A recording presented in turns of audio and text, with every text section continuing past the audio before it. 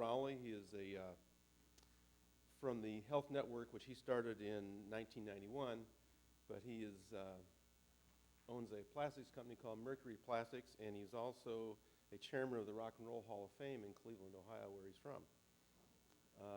He founded this health network as a give back to all the entrepreneurs that he worked with in the YPO years ago. And he's been coming here for the past several years, bringing speakers and spreading the good news of the Health Network Foundation.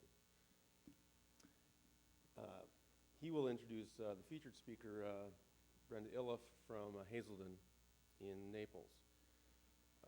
Please join us next month, February 9th, for Dr. Russell Sampson, who will give us a lecture on what your veins are telling you. And please join us this afternoon after our lecture for a reception, meet the speaker and others in the Women's Club room across the hall.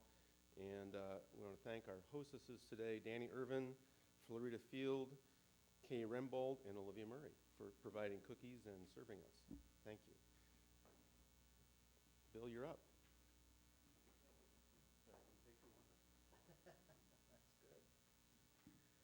We have, excuse me. In the front row here is Hirsch Patel. Hirsch is the CEO of Health Network. And in the side here is Katie Hannibal. And Katie came down. She does a lot of the marketing for us. I'm going to have Hirsch flip through some of these slides as I'm making some comments. I don't think you can read those and listen to what I'm saying at the same time. For the last 23 years, I've spent about half of my working time networking the best business leaders that I knew into the best medical centers in the United States. I started as a give back and have continued through to try to reward and help some of the leaders that helped shape my life, helped me with business, and some of the leaders that I've seen be so successful in the United States. I really believe that the entrepreneurs run this country, that they always have, that the small businesses are the ones that have the biggest voice and do the most good. In 1995, we decided that Health Network would become a 501c3 nonprofit and totally a give back to the people that we identified as the best leaders. I donate my time, and I'm not compensated in any way from Health Network. In fact, I make sure that I donate more than any other individual. For Boca Grande, Health Network is a free benefit to the donors to the medical center. We talked with your people years ago, and they had the vision and said, we want to make this available, and we want our people to be able to use it. You probably last year were one of the heaviest users that we have for the population. We had 66 people from Boca Grande come through our office to be networked into a hospital, into a medical specialty to receive help. That's about 3 times our normal use rate. I think that it's probably a great testimonial as to how much time we spent teaching people, because if you don't know what Health Network is, you don't know how to use it. If you do, and you've used it a couple times, then it's very easy to go back and use it again. You'll hear the speaker after this, Brenda Iliff, and she's from Hazelden Betty Ford, and one of the things that we deal with, unfortunately, is addiction. It seems that a lot of what we deal with are either seniors with an addiction problem or very young grandkids, 20, 21, 22, that have the addiction problem. It seems like those two spectrums, we spend too much time. Our goal is to get the best access to the best doctors while controlling as many of what I call the details as possible. What we've modeled after is I tell our staff, and I try to model my own actions, that if you had a daughter who was in a foreign country and she didn't speak the language, and she had a serious medical issue, most everybody could get that person to a doctor. But what we try to do is add the comfort, the safety, the touches, so that we'd go in and we'd treat that person just as you'd want your daughter treated in another country. So we'll go in, we'll try to take all the details. How are you traveling? Do you realize that it's going to be cold where you're going? You're going to have winter clothes. You're going to have a room. We have to get you from the airport to the hospital. Once you get to the hospital, do you want somebody to meet you? Do you want a private room? And we know all these details because we deal with it every day. And we'll take someone that calls us and over the next 10 days, touch them 26 different times as they go through their process, and we try to make a miserable process more livable. And nobody wants to go to the hospital. Nobody wants to be sick. But when you're sick, you want to be touched. You want somebody that cares to talk to you. You want somebody that can solve problems for you. And that's what we do at Health Network. And then we also get you to the best mechanic who can fix whatever's going on. And that's basically what our mission has been, and that's where we've been so successful in offering the touches and the human side to medicine that so often gets forgotten by the doctors in the hospitals. The 26 touches that we average over the 10-day period is 26 more touches than a lot of the hospitals and a lot of the doctors think are necessary. We think they're very necessary. We try to treat our patients the way we want to be treated. We try to help you in any way you can. Our girls never refuse help. They go through and add the extra to it to make your day and your experience a little bit more pleasant. I want to show you now what we call the Easy Button. It's our app that we have. And everybody that's here today will be offered this app to go on their iPhone, their Android, whatever. The app actually, if I show it, did I go too fast? Okay. The app, if I show it, is at the top of the screen on the left. It's the HNW. And when I touch the HNW on my phone, it's going to load up to the second screen where you see Gold Access, Hello Katie, right on down through. What we've tried to do with this is to have a moniker on your phone that reminds you that you have Health Network as a benefit, that reminds you that if you just touch this, it will teach you everything you need to know to use it. So if you touch this, and I'm going to do a demo on this, and I'll show you when I actually touch it to call the office. But if I were to touch it for Health Network services right now, the top thing under Gold Access is a video. So if you forget how to use Health Network or what it is, or if you're with a group of people and you want to explain this great benefit that you have, all you have to do is go to the services, press the video, and show them the iPhone, and it'll play a 2-minute video that tells you everything that I'm telling you now about Health Network, and so that you don't have to remember it all.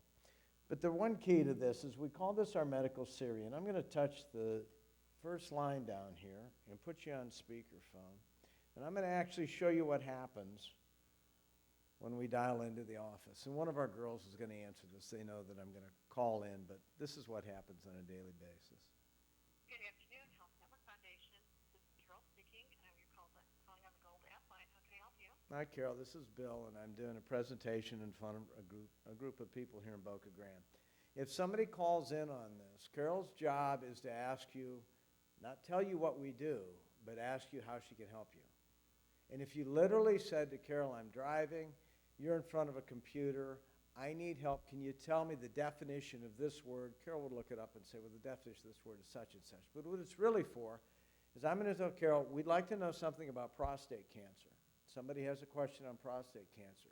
Carol's in front of a computer where she can go into the Cleveland Clinic website, she can go into Johns Hopkins, she can go into the Mayo, she can pull anything that's there, download it, put it in an attachment, send it to your email on this phone so that an hour later, you get everything that you wanted. Carol, you did it. Did you do a search on prostate cancer for us ahead of time?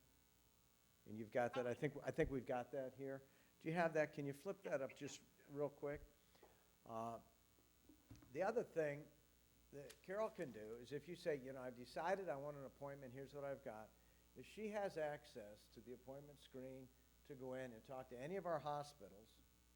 There's 40 of them that we're very closely aligned with, 8 out of the top 10. And what Carol will then do is start in an actual search.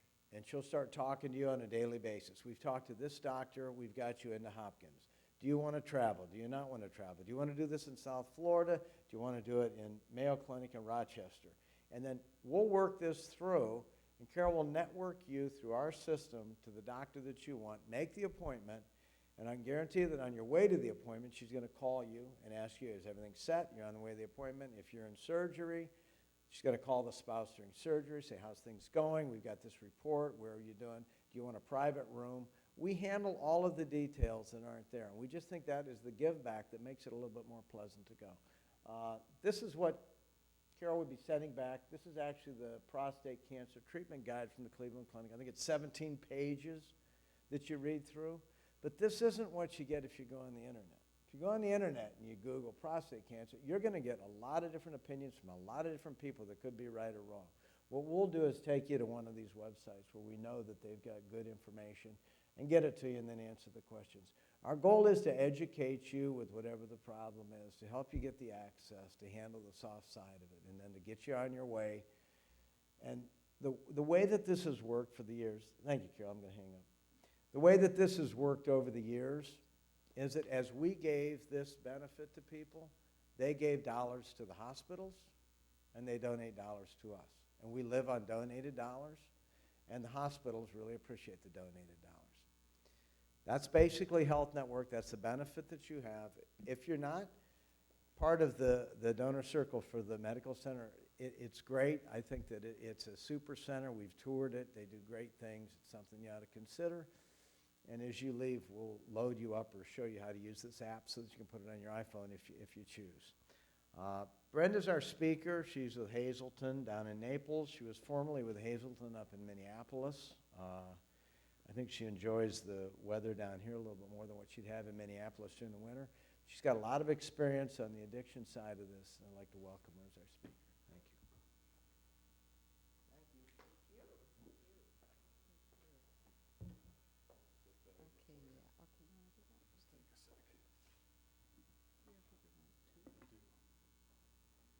Well, good afternoon, everybody, and thank you.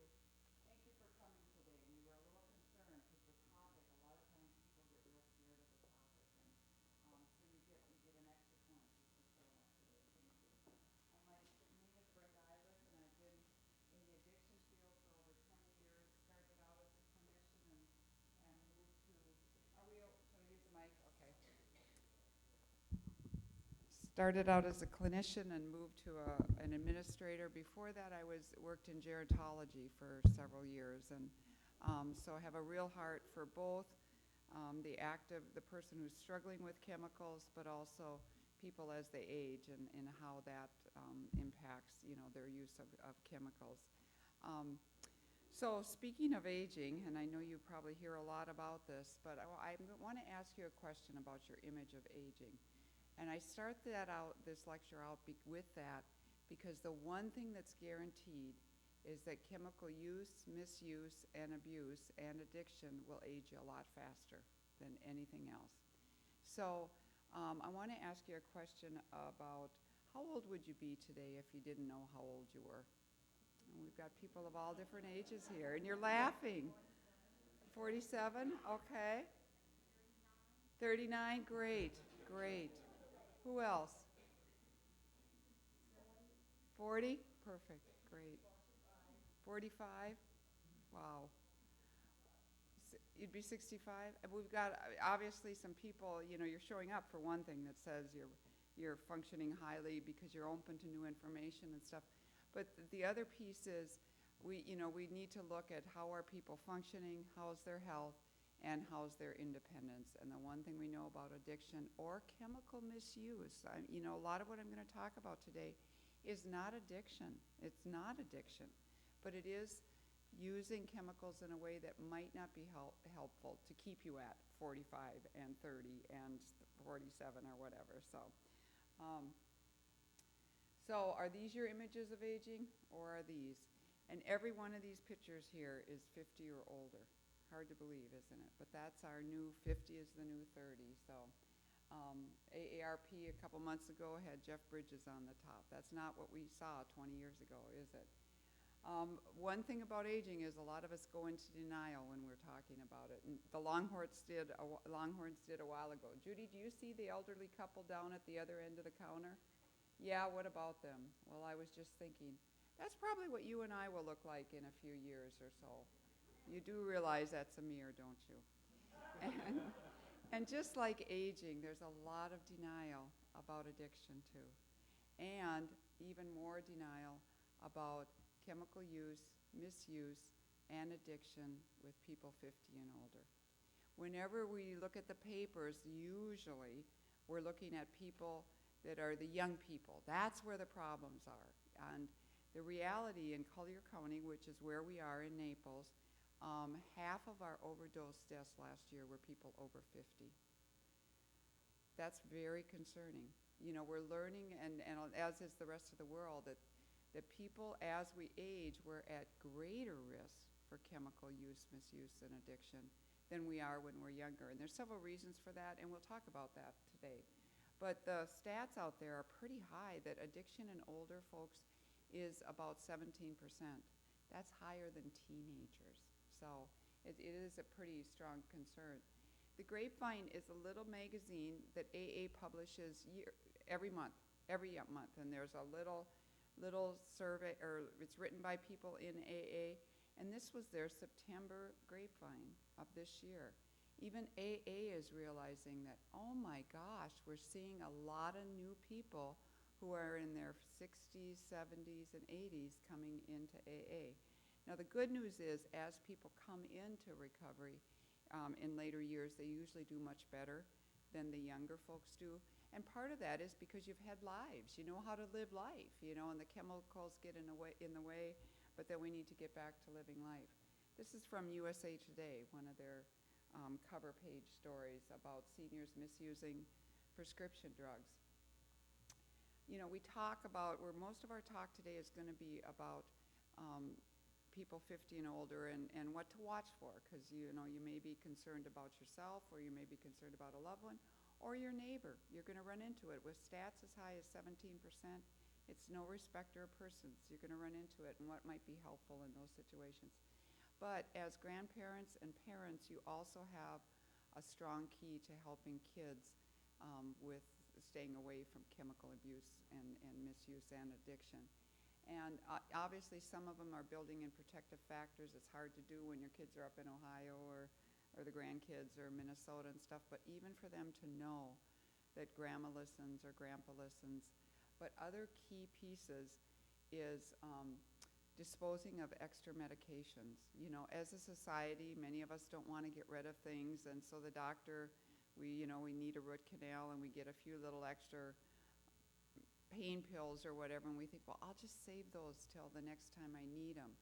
Well, what happens, and I know you won't believe me, but your grandkids, when they come down, know what chemicals to look for in your medicine cabinets.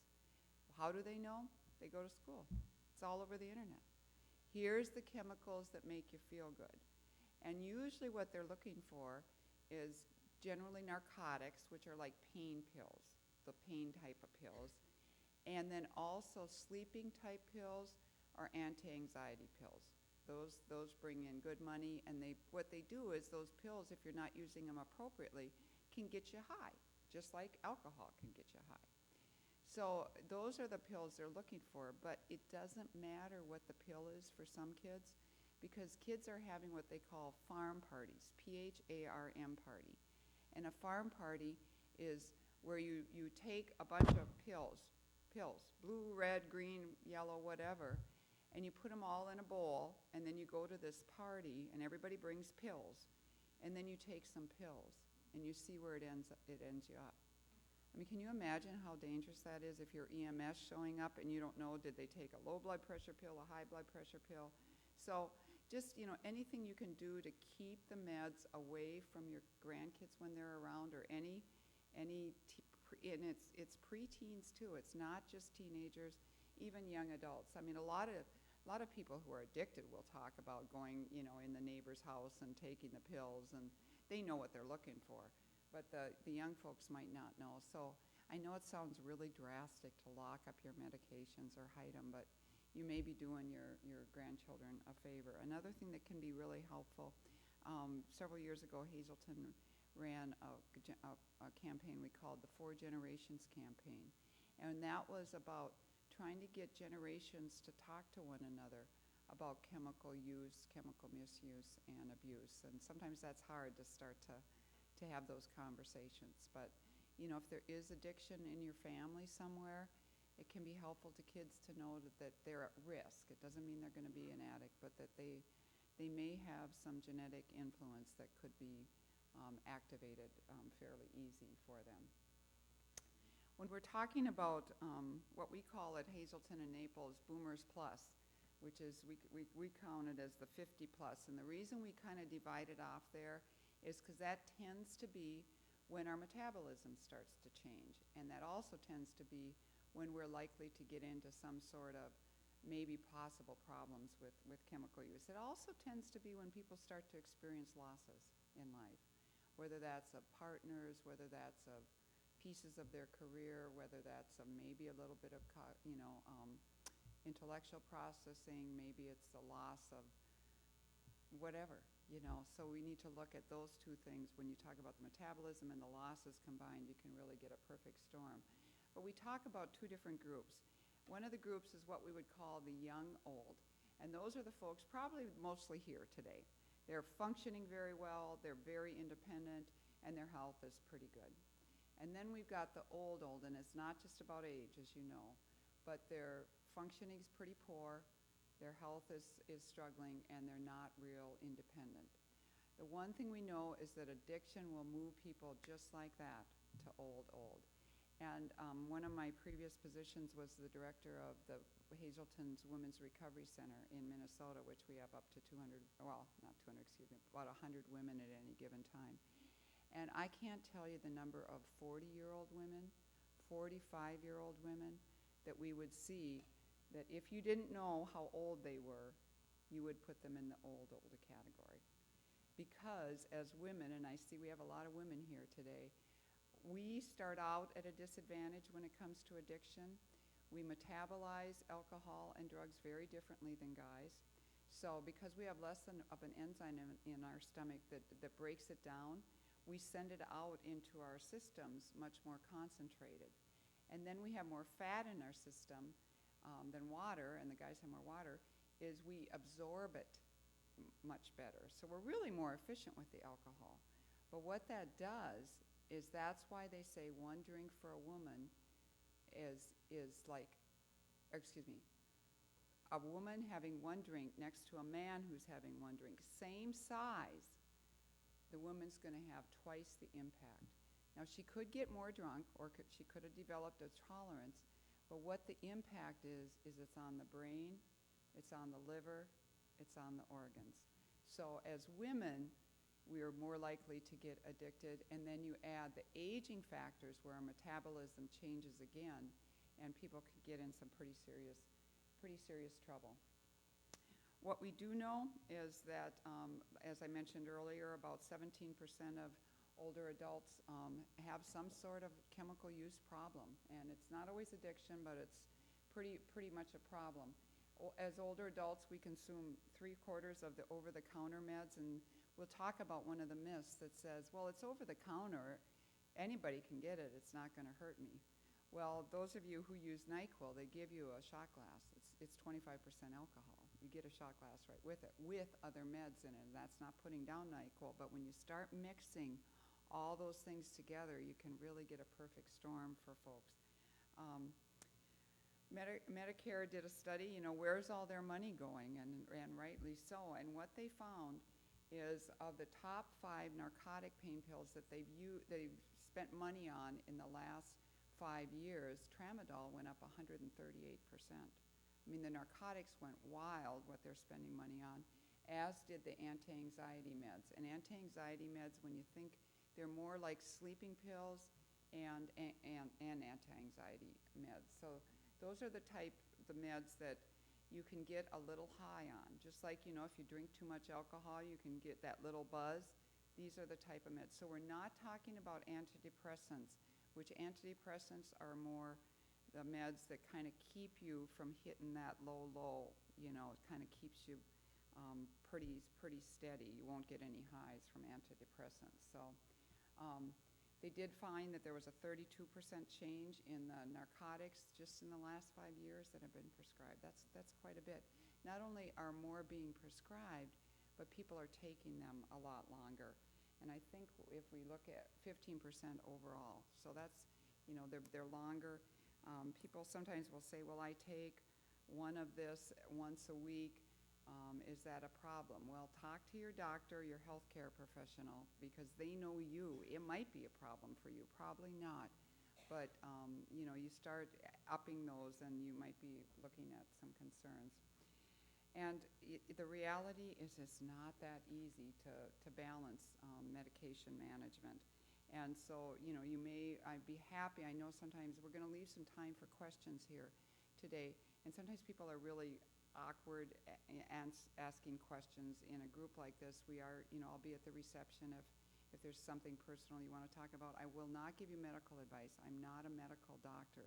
I'm a woman that knows a lot about addiction, chemical use, and misuse in people, in both women, but also in people as they're aging, and can really help direct you to things that might be helpful for you. But it gets pretty complicated, as our docs in the audience know. Some of the misconceptions that we have that people tend to have are, well, it's just over the counter. It's harmless and it's legal. It is legal, and it might be harmless, but it might not. Again, these are misconceptions. Well, this is my own medication. The doctor gave it to me, or my healthcare provider gave it to me, and I take it just as prescribed.